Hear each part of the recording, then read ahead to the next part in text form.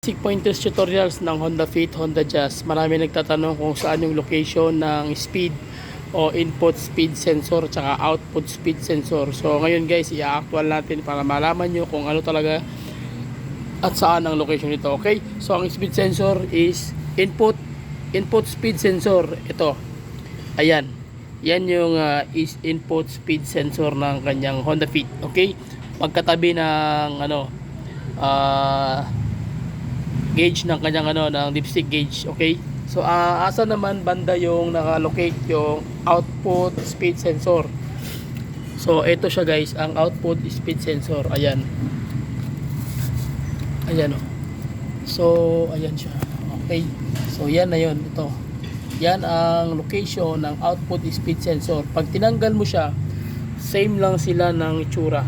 Yung speed sensor ng input tsaka ng output speed sensor, same lang.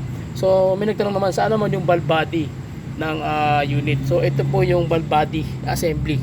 So ayan siya guys, yung valve body o yung pressure switch sensor solenoid.